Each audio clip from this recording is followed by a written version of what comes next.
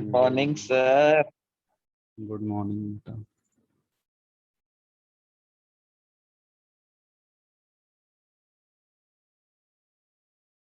चलो let start in a minute. कुछ लोग और जुड़ जाएं।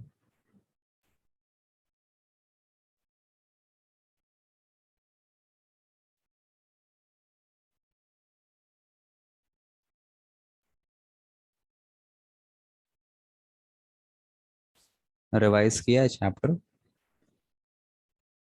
करेंट वाला?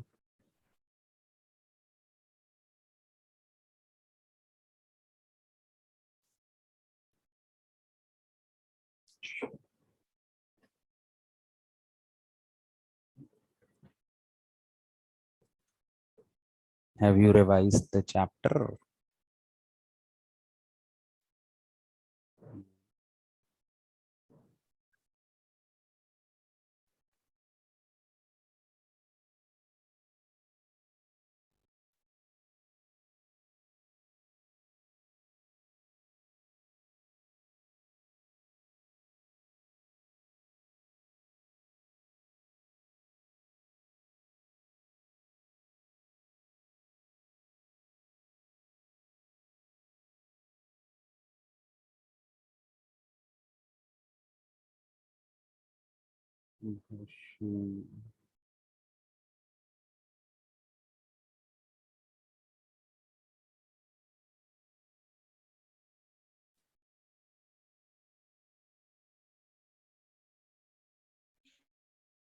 चलो लेट्स स्टार्ट।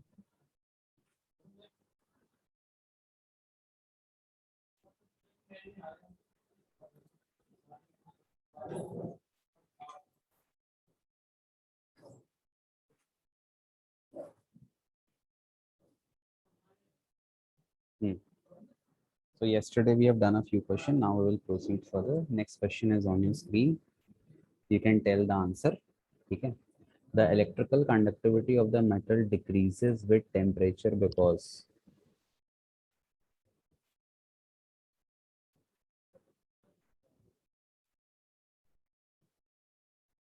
कंडक्टिविटी क्या होता है? चलो, conductivity is equal to reciprocal of resistivity. Conductivity कम हो रहा है मतलब रेजिस्टेंस बढ़ रहा है, रेजिस्टिविटी बढ़ रही है। बताओ इसका आंसर। देखो, metal have low specific heat से कोई मतलब नहीं है, ठीक है। The atom of metal vibrate more at higher temperature. नहीं यार, इसमें तो क्वेश्चन ही थोड़ा उल्टा दे दिया है। The energy of electron increase with temperature. ये question metal expand on heating गलत है। अब इसमें ऑप्शन ए है, ऑप्शन सी में कोई एक ऑप्शन है। The energy of electron increases with temperature and the atom of metal vibrate more at higher temperature. दोनों इसमें ऑप्शन सही है, ऑप्शन ए भी हो सकता है। तो पता है यहाँ पे इलेक्ट्रिकल होने पे मेटल यहाँ पे होना चाहिए decreases with temperature because, बताओ क्या ऑप्शन होगा? Think and tell.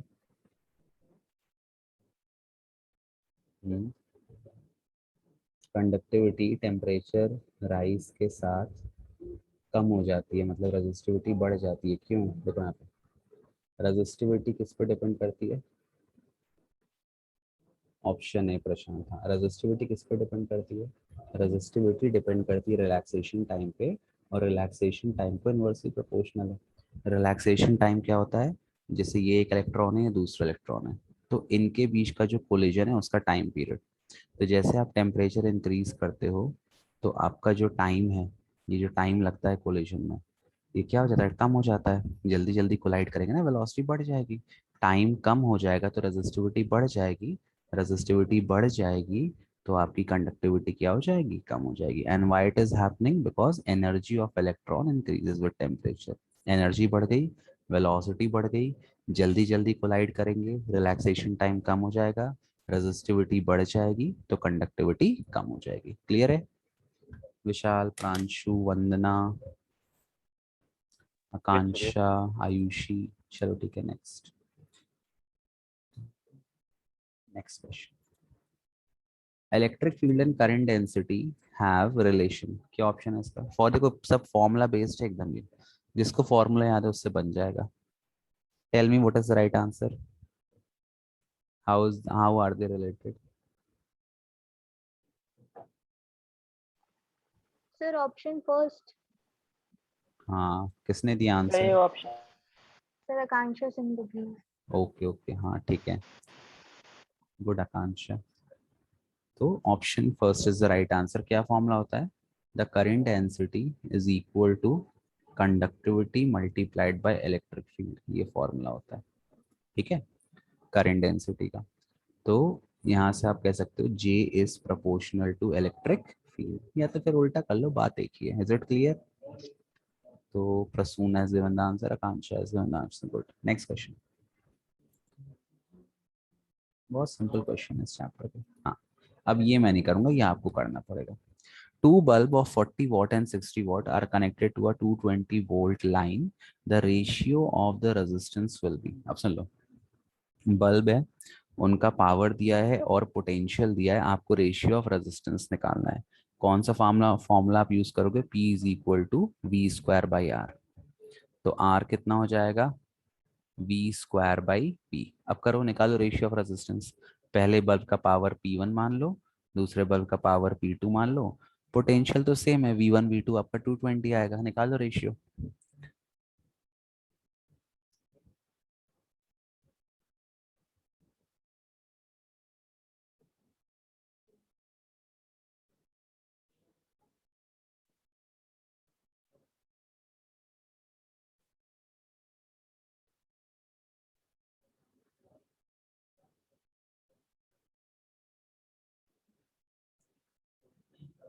Do it.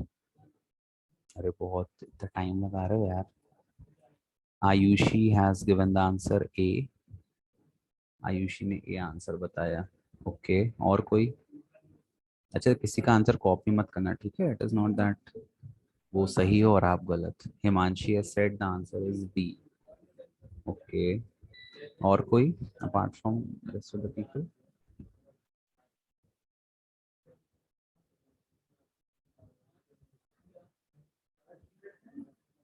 Prasoon has given the answer D. So majority of people are saying the answer is D. So I also think the answer is D is the right answer. बाकी लोग का नहीं आया, देख लो जिसका नहीं आया. सुनो, R1 कितना हो जाएगा? R1 हो जाएगा V स्क्वायर बाई P1, और R2 कितना हो जाएगा? V square by P2. अब आप रेशियो लोगे R1 बाई R2, तो V square upon P1 into V square by P2. P2 कहाँ चला जाएगा? ऊपर. V square cancel. आपका आंसर आ गया P2 बाई P1. P2 कितना दिया है? P2 इज 60, P1 इज 40, कटा 2 3 जा 2 2 जा 3 ratio 2 is the answer. Clear है? विशाल, आकांक्षा, वंदना, प्रशांत, शिखा, आयुषी, आकांक्षा चतुर्वेदी, तो 2 आकांक्षा.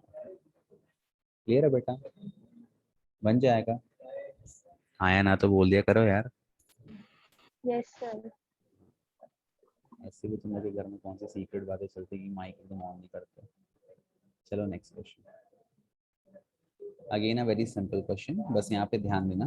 देखो सीबीएसई सैम्पल क्वेश्चन पेपर 2020 का पेपर क्वेश्चन है, ठीक है? बस यहाँ पे एक चीज ध्यान देना कि आपको आंसर किलो जूल में निकालना है. हीट प्रोड्यूस का फॉर्मूला क्या होता है? What is formula of heat produce in a circuit?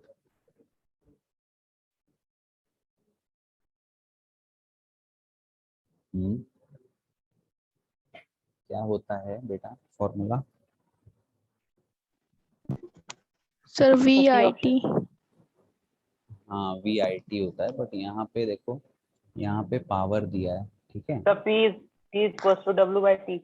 हाँ, और टाइम दिया है. तो आपको पता है पावर क्या होता है? Work done upon time. Work done और एनर्जी सेम थिंग है, तो पावर हो गया एनर्जी अपॉन टाइम. आपको हीट निकालना है, हीट और एनर्जी भी सेम चीज है, तो एनर्जी का फॉर्मूला क्या हो जाएगा? Power into time. और यही एनर्जी हीट के बराबर है. आपको H निकालना है. Power into time. अब power is Answer is 12 kilojoule. Sir, 12 kilojoule is the क्या option, sir? answer given by most of the people. हाँ 12 is the answer, correct. Very good. बाकी लोग को बना, देखो जिसको नहीं बने पूछ लेंगे, शर्माने वाली कोई बात नहीं है, ठीक है. हाँ पावर इज कितना है 100. तो 100 को आप डिवाइड कर दो 1000 से, ये किलोवाट में कन्वर्ट हो गया. और टाइम कितना दिया है 2 मिनट, है ना. तो 2 मिनट को मल्टीप्लाई कर दो, 1 मिनट है 60 सेकेंड. तो ये 3 2 0 2 0 कटे 1 0 1 0 कटा, आपका आंसर आ गया 12 kilo joule. Very good. Next question. ये तो सिंपल क्वेश्चन है. तो देखो सीबीएसई ने भी इतने टफ क्वेश्चन पेपर नहीं दिए क्वेश्चन अपने सैम्पल में. हाँ इस साल थोड़े दिए. हाँ this is a good question. Current through the 5 ohm resistances. अभी सीरीज पैरेलल नहीं है, सिंपल इज सेल वाला क्वेश्चन है. when cells are connected in series and when cells are connected in parallel. बहुत सिंपल है, कंफ्यूज मत हो.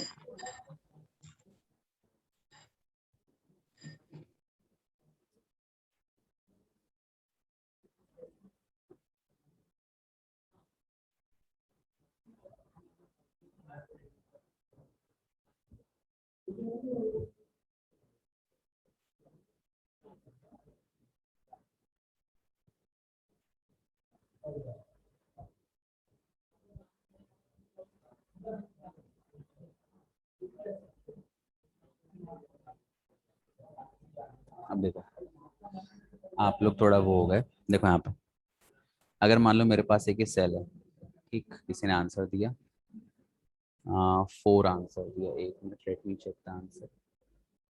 Sir, 2. 2 4 किसने दिया, प्रियांश ने दिया. चलो ठीक है, आंसर अभी छोड़, पहले आप कंसेप्ट देखो. सुनो, जैसे ये एक सेल है, ठीक, इसके पैरेलल में मैं एक और सेल लगा दूं और इसके पैरेलल में मैं एक रेजिस्टेंस लगा दूं, ठीक. मान लो इसका पोटेंशियल V है, इसका पोटेंशियल PV है. तो सबसे पहले ये बताओ कि इसके अक्रॉस कितना पोटेंशियल होगा R के across. What will be the potential across R.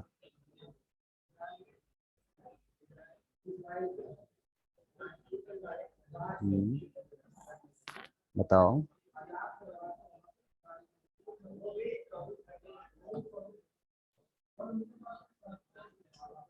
V होगा ना बेटा. भाई सब कुछ पैरेलल में, पैरेलल में पोटेंशियल क्या होता है, सेम होता है. तो पोटेंशियल V ही होगा, ठीक है, उसे कंफ्यूज मत होना. तो कहने का मतलब अगर ये 10 वोल्ट है और ये भी 10 वोल्ट है, तो यहाँ पर भी इसके अक्रॉस पोटेंशियल कितना आएगा, 10 वोल्ट ही आएगा, ठीक. हाँ तो अब ये 10 वोल्ट आ गया, रेजिस्टेंस 5 हो गया, आपको करंट निकालना है. आई क्या होता है, V/R.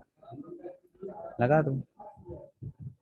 V कितना हो गया 10/R5. आपका आंसर आ गया. तो is it clear.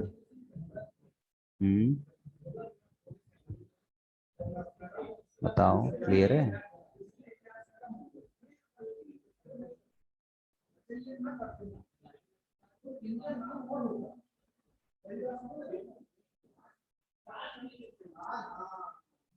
Yes sir clear है. Okay Akanksha. Next. Sorry for the noise that I can not control. ये क्वेश्चन पढ़ा रहा आपसे.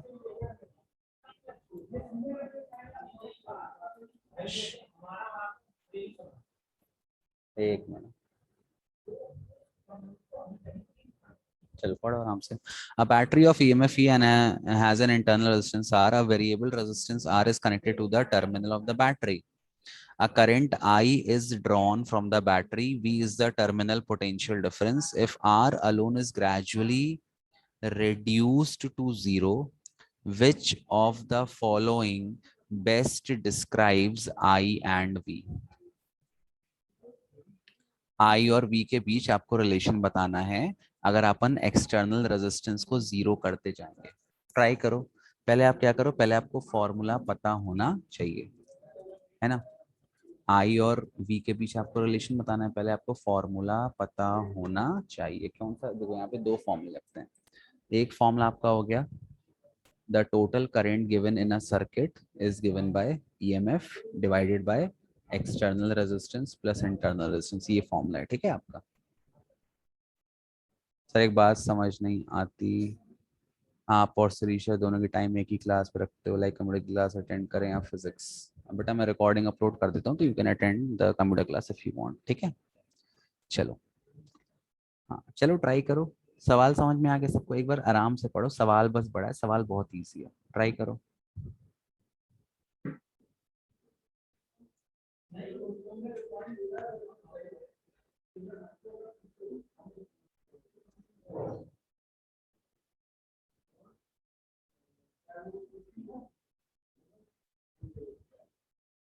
बताओ क्या आंसर आएगा। सर बी ऑप्शन, हाँ देखो यहाँ पे कह रहा है, यहाँ देखो तुम फॉर्मूले में आ जाओ, ठीक है। R approaches zero, R approaches zero, R is reduce to zero. तो अगर मैं कैपिटल आर को जीरो कर दूंगा तो स्मॉल ये करंट किसके बराबर आएगा? करंट आएगा ई बाई आर के। ये क्लियर है? तो अब यहाँ पे आ जाओ, पहला ऑप्शन गलत हो गया, लास्ट ऑप्शन गलत हो गया। अब या तो ऑप्शन बी सही है या तो ऑप्शन सही सी सही है। उसके बाद कह रहा है वी अप्रोचेस जीरो। अब सुन लो, ये सेल है आपका, ये एक्सटर्नल रेजिस्टेंस है, ये आपका सेल है, इसका ईएमएफ ई है, और इसमें एक छोटा सा इंटरनल रेजिस्टेंस प्रोड्यूस हो गया, वो है स्मॉल आर। जो अपन पोटेंशियल वी निकालते हैं, टर्मिनल पोटेंशियल डिफरेंस, वो किसके बराबर होता है? आई इन टू आर। इसके अक्रॉस निकालते हैं, ये एक्सटर्नल रेजिस्टेंस के। तो अगर आर जीरो हो जाएगा तो वी भी कितना हो जाएगा? आई इन टू जीरो। क्या आंसर आ गया आपका? जीरो आ गया। तो इसमें आपका कौन सा ऑप्शन सही हो गया? Option B is the right answer. I approaches E by R, जैसे आर जीरो होगा ये हट जाएगा, आई ई बाई आर हो जाएगा, और वी आपका जीरो हो जाएगा। क्लियर है? Okay good. Akanksha has given the answer, Prashant has given the answer. हाँ, तो देखो न्यूमेरिकल बहुत ज्यादा नहीं देगा पेपर में, कंसेप्चुअल क्वेश्चन देगा, तो इसलिए थ्योरी पढ़ना जरूरी है। एन एनसीईआरटी रीड कर लेना, और जितने अगर आपके पास रेफरेंस बुक है तो उसमें बहुत सारे कंसेप्चुअली 1 मार्क के क्वेश्चन दिए रहते हैं। अगर वो आप पूरे पढ़ लो ना, तो फिर कोई भी ऐसा सवाल नहीं है जो आपसे वहां पे ना बने। हाँ एक तो शायद आउट ऑफ द बॉक्स पूछ ले, बट अपार्ट फ्रॉम दैट आपसे फिर सब बन जाएगा। और अगर न्यूमेरिकल तो मान लो 35 में न्यूमेरिकल 10 न्यूमेरिकल तो देगा कम से कम, तो सॉल्व करते आना चाहिए। That is one thing that you have to consider, ठीक है। चलो आगे बढ़ते हैं। फॉर्मूले बेटा बस याद करने हो। देखो सीबीएसई एग्जाम 2020, ये सैम्पल पेपर का क्वेश्चन है, बहुत अच्छा क्वेश्चन है। A cell of EMF E and internal resistance R is connected across a variable external resistance R. The graph of terminal potential difference as a function of R is. आपको terminal potential difference को plot करना है are के terms में, और EMF तो आपका constant है, उसकी तो मैक्सिमम वैल्यू है। तो यहाँ पे आप कौन सा फॉर्मूला पुट करोगे? V is equal to E minus I R, ये वाला फॉर्मूला पुट करोगे, ठीक है।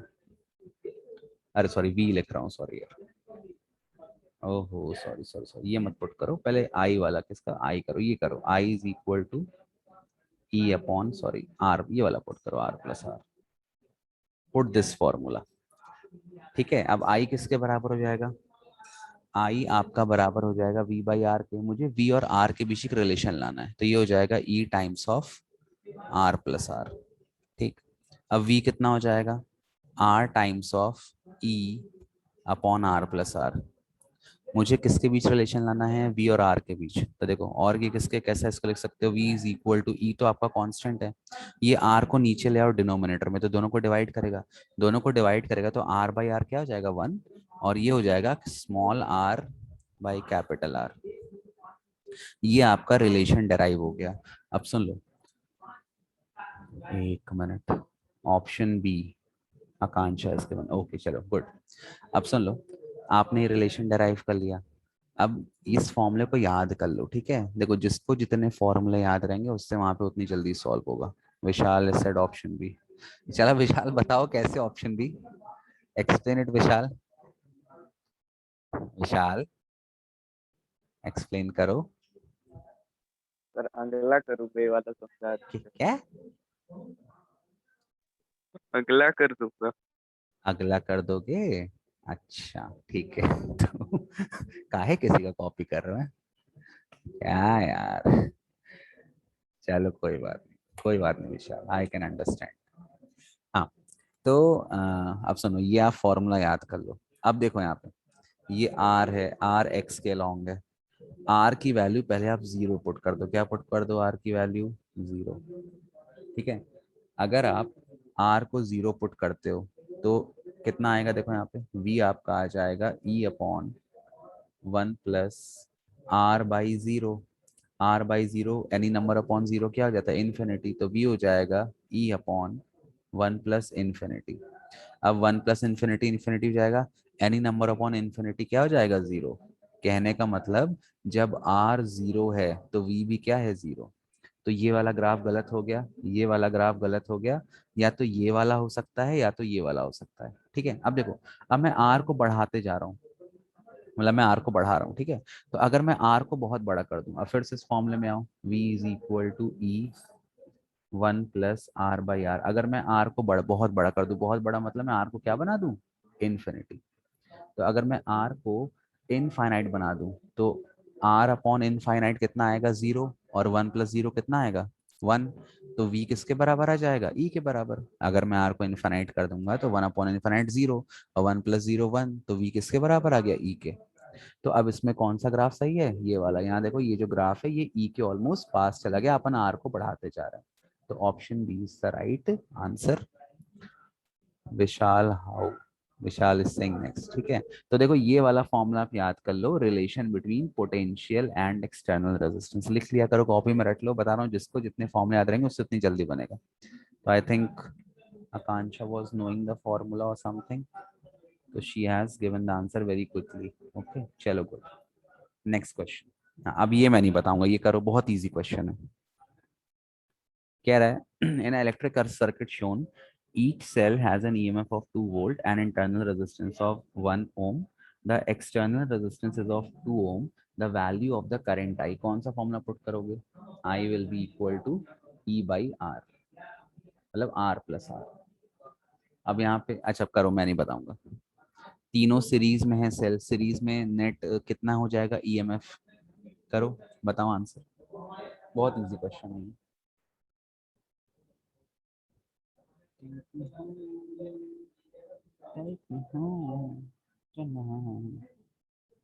करो बेटा।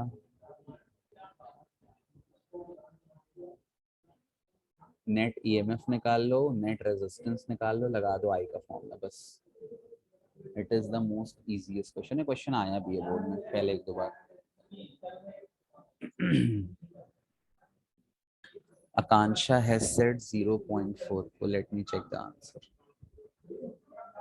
0.4 नहीं Akanksha, this time you are wrong. गलत जवाब। Prashant has said 2। No no Prashant, गलत जवाब। भैया सुनो, एक चीज ध्यान रखना, हर सेल का इंटरनल 1 दिया है, इसका भी 1 है, इसका भी 1 है, इसका भी 1 है। तो टोटल रेजिस्टेंस कितना हो जाएगा? 2 + 1 + 1 + 1, और टोटल ईएमएफ 2 + 2 + 2 + 2। अब करो, निकालो करंट, तो बहुत इजी हो गया। Ayushi has said 0.4। गलत जवाब आयुषी। मतलब 3 लोगों ने आंसर दिया और तीनों के आंसर गलत है। इससे बुरी किस्मत क्या हो सकती है? अब जस्ट सपोज तुम लोग एग्जाम में आसपास बैठो एक दूसरे के और सोचो कि मैं एक दूसरे का कॉपी कर लूँ। हाँ, अब तो आंसर आ ही जाएगा, अब तो बहुत इजी हो गया। यहाँ ध्यान रखो, each cell has an EMF and internal resistance. सबका दिया है ना, तो सबको ऐड करोगे। क्लियर है? प्रियांश, आकांक्षा, आयुषी, हिमांशी, विशाल, आकांक्षा बघेल। क्लियर है बेटा? सबका दिया। ठीक है, सवाल को एक बार पढ़ लिया करो, जल्दबाजी मत किया करो। ओके चलो ठीक है, next question. Okay okay okay, take me home. अरे तो वही क्वेश्चन आ गया, सॉरी। हाँ, next question. Consider first two cells in series as shown in the figure, the potential difference between the terminal. हाँ, विशाल का भी आ गया। आपको टर्मिनल पोटेंशियल डिफरेंस निकालना है। अब सुन लो, इसका बहुत इजी है। बताओ इसका आंसर कितना आएगा? ये जो EQ लिखा है ना, ये इक्विवेलेंट है, तो उसने पूरा ऐड ना करके उसने इक्विवेलेंट लिख दिया है ना। अब देखो सिंपल सी बात है, V किसके बराबर होता है, E माइनस आई आर। तो अगर दो सेल सीरीज में लगे हैं और टर्मिनल सही से लगे हैं तो V कितना हो जाएगा, ये E हो जाएगा E1 प्लस E2 माइनस आई, और R कितना हो जाएगा, R1 प्लस R2। तो ये जो E1 प्लस E2 है ये किसके बराबर है, E इक्विवेलेंट के बराबर, माइनस आई ये R1 प्लस R2 किसके बराबर है, R इक्विवेलेंट के बराबर। तो सबसे पहला आंसर दिया हिमांशी ने, C option is the right answer. ठीक है, थोड़ा मतलब उसने बस फॉर्मूला बेस कर दिया इसको, तो इसमें रॉकेट साइंस नहीं है, आपको बस वहां पे इक्विवेलेंट चीज पुट कर देनी है। क्लियर है?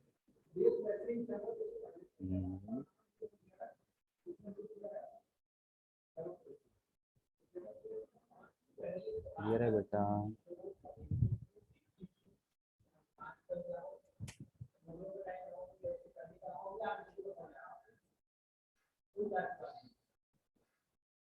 सबको हम सब कर दिया करो या कुछ कह दिया करो, हाँ ना, है ना। Next question. अच्छा सुनो, यहाँ पे ये जो सेल है ना, इसको ऐसा कर लो, ये इसको ऐसा कर लो। ये वाला क्वेश्चन मैंने देखा था, ये क्वेश्चन आ चुका है बोर्ड में, बट ये यहाँ पे गलत आ गया, इसको ऐसा कर लो। ठीक, ये सेल ऐसा लगा है, अब करो। In circuit shown in figure E1 is 10 volt, E2 is 4 volt, R1 R2 मतलब internal resistance दिया है 1 ohm and external is 2 ohm. Find the potential difference across battery 1 and battery 2. करो।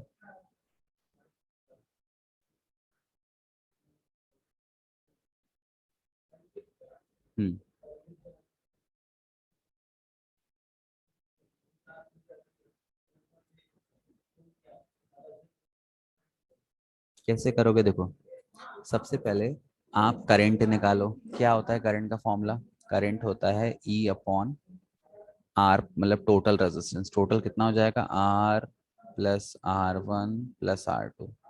अब यहाँ पर E कितना पुट करोगे, E अपन put करेंगे इक्विवेलेंट। अब E इक्विवेलेंट कितना आएगा बताओ, what is the value of E equivalent? E1 plus E2। Plus क्यों करेंगे बेटा इस बार, टर्मिनल अपोजिट कर दिया ना मैंने। प्लस कब होता, प्लस इस केस में होता ना, ऐसे एक के पीछे एक होते, यहाँ तो मैंने उल्टा कर दिया, ऐसा कर दिया ना,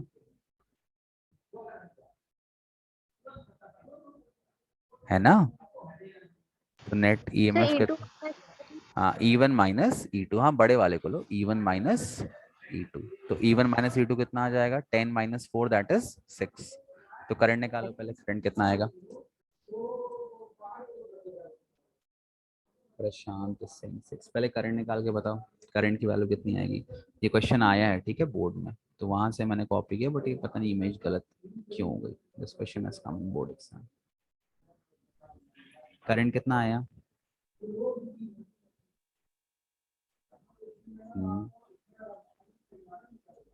करंट कितना आया बेटा, 2 एम्पियर। 1.5 होगा ना। हाँ सर मतलब 1.5। हाँ सभी लोग बताओ 1.5।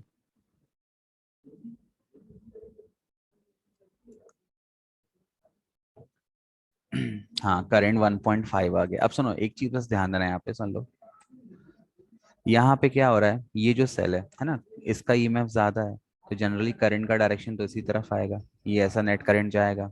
अब देखो ये जो सेल है इससे करंट ड्रेन हो रहा है, इससे करंट निकल रहा है, बट अगर इस सेल की बात करें तो ये जो करंट है ये इसके पॉजिटिव टर्मिनल में जा रहा है। आपको पोटेंशियल डिफरेंस निकालना है बैटरी 1 और बैटरी 2 के अक्रॉस। तो देखो यहाँ पे V1 कितना आ जाएगा, V1 का फॉर्मूला क्या आएगा, E1 माइनस आई R1 आएगा ना। निकालो V1 कितना आएगा, tell me the value of V1 कितना आएगा। सर 8.5। हाँ 8.5, ठीक है। अब देखो 8.5 वाला सही हो गया, मतलब 8.5 आपका सही ऑप्शन है, ठीक। अच्छा अब लेकिन एक चीज सुनो, अब ये तो आपको पता है कि ये सही हो गया, बट एक चीज आपको ध्यान रखना है, जब मैं E2 पे आऊंगा तो ध्यान रखना ये जो करंट है ये E2 के पॉजिटिव टर्मिनल में एंटर कर रहा है, मतलब ये चार्जिंग ऑफ सेल हो रही है। यहाँ से करंट ड्रेन नहीं हो रहा, ये सेल उल्टा चार्ज हो रहा है, ठीक है। तो जब भी सेल चार्ज होता है तो टर्मिनल पोटेंशियल डिफरेंस ईएमएफ से ज्यादा हो जाता है, और V2 कितना हो जाएगा, E2 प्लस IR2। तो बताओ कितना आएगा वैल्यू V2 का, V2 का वैल्यू बताओ। मतलब वही 5.5 ही आएगा। E2 के आपका हो गया 4 प्लस आई आपका हो गया कितना, आई कितना है 1.5, और R2 कितना है यस 1, सर। तो ये आ गया 5.5। तो ध्यान रखना, अगर कभी भी करंट सेल के पॉजिटिव टर्मिनल में जाएगा मतलब वो सेल चार्ज हो रहा है, और चार्जिंग ऑफ सेल में जो आपका टर्मिनल पोटेंशियल डिफरेंस है वो ईएमएफ से ज्यादा हो जाता है, उसमें आपको ये फॉर्मूला यूज करना है। हाँ अब देखो इस क्वेश्चन बस एक चीज अच्छी थी कि क्योंकि 8.5 पहला आंसर आ गया तो बाकी सारे ऑप्शन गलत हो गए, बट वही है अगर मान लो बाकी जगह 8.5 दे दिया था तो फिर आप कंफ्यूज हो जाते। क्लियर है, बन जाएगा। हम्म, यस सर। ओके चलो next.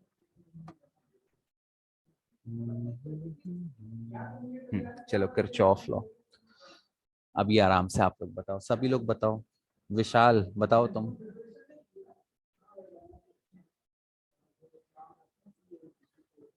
Vishal, nobody will tell the answer, only Vishal will tell if Vishal is present and not gone for playing PUBG. विशाल कुछ बोलो, अपना मुख खोलो। विशाल, विशाल।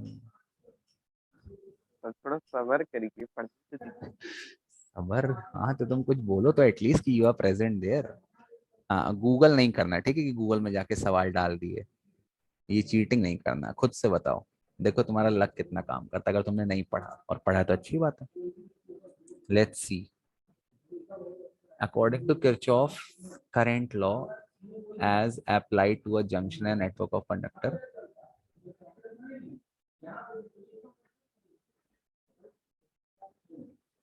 कौन सा ऑप्शन सही है विशाल?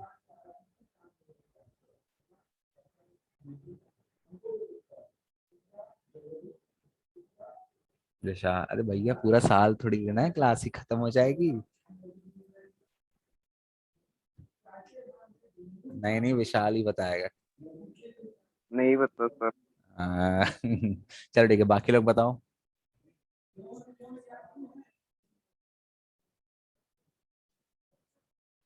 वंदना has said option D, Prasoon has said option B. वो बी नहीं बेटा, हाँ डी ऑप्शन सही है। प्रियांश का सही सम, अरे algebraic sum of all the current meeting at a junction is zero. जो करंट जंक्शन की तरफ जाता है उसको पॉजिटिव लेते हैं, और जो करंट जंक्शन से दूर जाता है उसको नेगेटिव लेते हैं, ठीक है, ये चीज ध्यान रखना। जंक्शन की तरफ आने वाला पॉजिटिव, जंक्शन से दूर जाने वाला नेगेटिव। हाँ अब देखो ये क्वेश्चन उसी बेस्ड है, जल्दी करो अब इसका आंसर बताओ सब लोग। 5 conductors are meeting at a point X as shown in the figure. What is the value of current of the fifth conductor? ये मतलब ये निकालना है आपको, ये इसका निकालना है, ये वाले का, ये इसका, ठीक है, सबका वैल्यू दिया है, D लगा दो। कौन सा option? C? D B B? B for balloon, B for boy. yes sir. Okay, Prashant has given the answer. Prasoon has given the answer. Vishal, Akansha, Shikha, Prashant, Prashant दे दिया, Vandana, Ayushi, Akanksha has given the answer D. हाँ अब सुन लो, इस current को x मान लो, ठीक है। अब लगा दो फॉर्मूला, क्या बोलता है, sum of all the current meeting at a junction is zero. जो करंट आता है वो पॉजिटिव जंक्शन की तरफ, जो दूर जाता है वो नेगेटिव, ठीक है। लगा दो यहाँ पे, देखो 5 आ रहा है तो 5 प्लस, फिर ये 5 दूर जा रहा है तो -5, ये वाला 5 ठीक है दूर जा रहा है, फिर ये 3 भी दूर जा रहा है तो -3, ये 4 आ रहा है तो +4, और इसको मैं मान लिया x। अभी मैं +x मान के इसको 0 कर देता हूँ, ठीक है। 5 में से 5 गया, 4 -3 आया 1, 1 + x इज इक्वल टू 0, तो x कितना आ गया -1। माइनस साइन क्या शो कर रहा है कि ये करंट जंक्शन से दूर जा रहा है, तो आपका ऑप्शन बी सही है, ठीक है। सब बोल देना प्रशांत।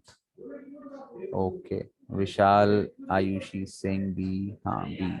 आकांक्षा डी, डी नहीं है बेटा, ठीक है, नेगेटिव आएगा, ठीक है, क्लियर है। हम्म, बन जाएगा। Yes sir. चलो अब देखो, आकांक्षा सिंह ऐसे, चलो एक लास्ट क्वेश्चन करते हैं फिर क्लास खत्म करते हैं यहाँ पे। नहीं यार, तो बहुत इजी है। The algebraic sum of voltage equal any closed path in a network is equal to, क्या होता है algebraic sum of voltage?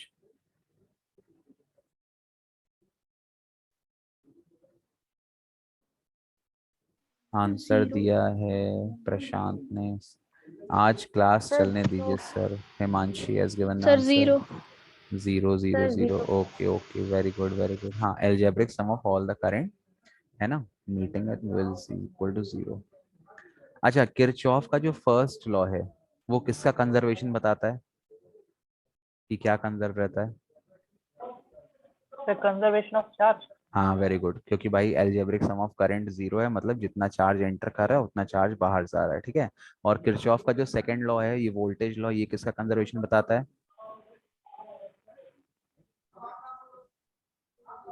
Sir energy. हाँ एनर्जी, वेरी गुड, पढ़ लेना, ठीक है, ये सब क्वेश्चन आते हैं। किरचॉफ का first law it tells about conservation of charge, whereas second law tells about the conservation of energy, ठीक, वेरी गुड। चलो नेक्स्ट क्वेश्चन। ओहो, अब एक्चुअली क्लास तो खत्म। चलो ये बता दो, बहुत अच्छा क्वेश्चन है, बहुत इजी क्वेश्चन है, व्हीटस्टोन ब्रिज।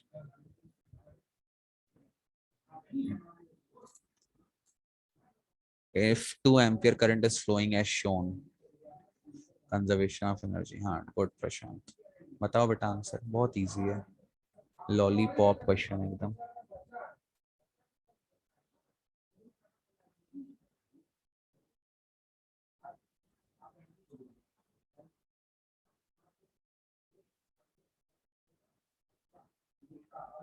जीरो प्रियांश ने बोला, प्रसून ने बोला, हिमांशी ने बोला, वेरी गुड 0। हाँ भाई देख लो, आप रेशियो निकालो सीधे, ये व्हीटस्टोन ब्रिज वाला क्वेश्चन है। R1/R2, इसको 2 ले लो, ये आ गया 2:3, और यहाँ पे 4/6, 4/6 भी कितना आएगा, 2/3।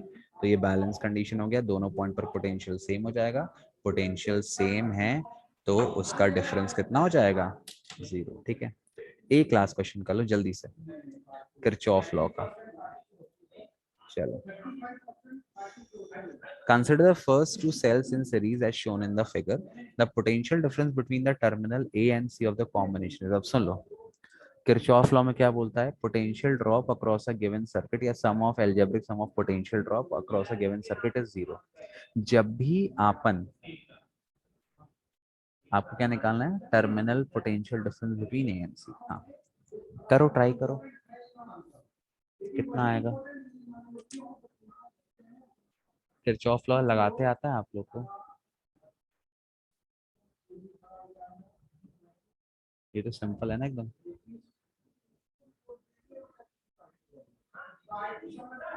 कितना आंसर आएगा इसका? अच्छा मैंने इसका ऑप्शन नहीं दिया, सॉरी यार। अरे ये तो सिंपल है, अरे तो कोई क्वेश्चन आ गया, सॉरी सॉरी सॉरी सॉरी, ये क्वेश्चन रिपीट हो गया, एक मिनट, सॉरी, क्वेश्चन दूसरा है, एक मिनट, केवल 1 मिनट बचे हैं। चलो ऐसा है, वो क्वेश्चन मैं कल कराऊंगा, तो कल अपन किरचॉफ लॉ के कुछ क्वेश्चन कर लेंगे, अभी छोड़ के भागना मत। और कल अपन